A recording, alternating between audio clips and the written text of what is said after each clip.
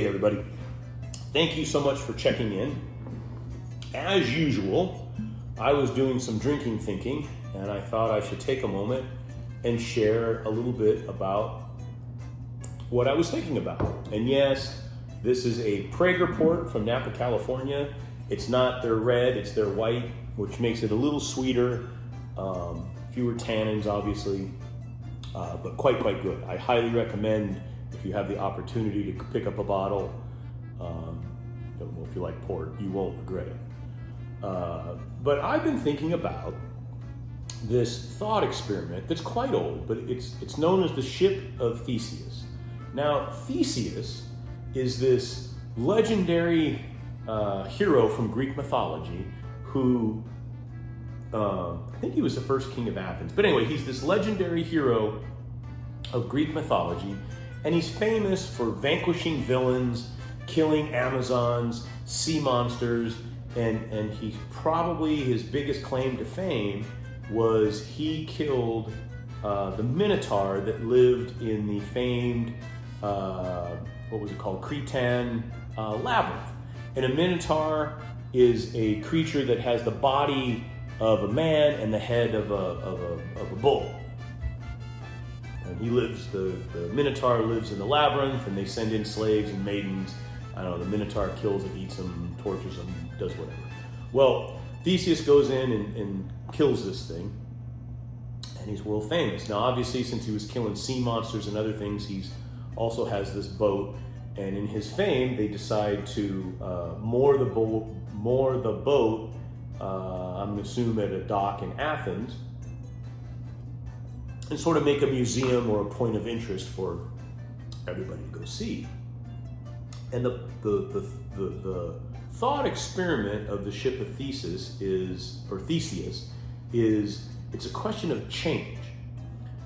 And it's really one of the oldest concepts in Western philosophy. I mean, Plato was questioning and talking about this, when is that, 500, 400 BC, somewhere in there. And again, so Theseus's boat is given to the port of Athens to be set up as a museum.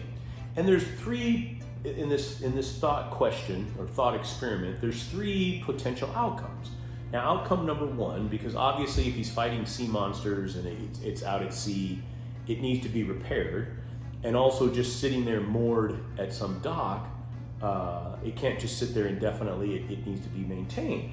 And let's just propose that the shipbuilder or the person in charge of the dock begins replacing those rotted planes of the ship, the wood planes, with new ones. Now, if he does just one, is it still considered the Ship of Theseus? And let's assume it's got, 5,000 planks. If he replaces 2,500 planks, half of them, is it still the Ship of Theseus? If he replaces them all, if he just replaces one, right? At what point is it no longer the Ship of Theseus based on those changes? Potential number two is the shipbuilder saves those rotted and damaged planks of wood and rebuilds or builds a whole nother ship using those very planks. Does that mean that there's now two ships of Theseus in existence? Is that even possible? Are they both ships of Theseus or are neither ships of Theseus? And another possible outcome, I suppose, or a third consideration is, what if that shipbuilder takes those rotted and damaged wood planks and restores them and then puts the boat back together? Is it still the Ship of Theseus? And there's no real answer, and this could be implied in a number of different arenas. Think about old cars. How long a 1963 Corvette, when it comes off the factory room floor, it's original. What if I I break the windshield, a rock cracks it, and I have to replace the windshield? Is it now no longer original? What if I have to replace the starter or the seats? The upholstery on the seats, they wear out. A 63 Corvette is, 50-something years old. I'm pretty sure the seats have been worn out. Does that mean it is no longer original and therefore has less value? These are things that are, honestly discussed. Think about bands like, I don't know, the Eagles, Rat, Thin Lizzy, the Flying Burrito Brothers, Blood, Sweat and Tears. These are all bands that had changes in members. Are they still technically the Flying Burrito Brothers? I don't know. So let's apply that now, those same concepts to people and yourself. For those of you that are old enough, you thumb through an old photo album and you see pictures of you, and you can see over the years how much you've changed, not just with fashion or how you cut your hair, but just how much you've changed in age. In fact, I believe in just over 7 years, all of our cells are sort of completely renewed. So if you're over 50 years old or over 49 years old, your body has renewed itself 7 times. Are you still you? Take that further. Our values, our opinions, and our interests, they've all certainly changed over the years, haven't they? Maybe not to a great degree. Some have, some haven't, but they've all changed. As a kid, I don't know, a little kid's growing up, he wants to be a policeman or an astronaut or, who knows, a lion tamer. I wanted to make movies, and now, I sit behind a desk all day working in underground infrastructure. I'm about as far away from what I wanted to do as you could possibly be. So by that definition, am I the same person? Because even though, I consider myself the same person, even though I look different, I think things differently, I have way different interests and opinions from 5 years ago, certainly 10 or 15 years ago. My opinions and interests are vastly different than they were maybe even just 2 or 3 years ago. I tend to focus in on things. Does that mean I'm still the same person? That I'm still the same person with all those changes? So I guess that begs a second question, is what establishes our reality? Why do we consider ourselves the same when so much of us has changed? Are you still you? I know you say you're you, but are you really still you?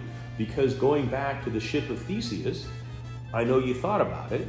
If all the planks have been changed, it's no longer the Ship of Theseus, because it's not.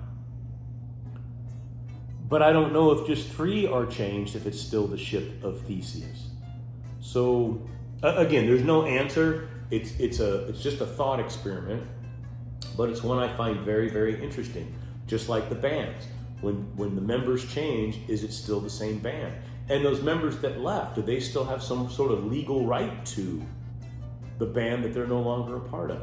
I don't know the answer to that. Legal is probably a whole different ball game than philosophy for the most part.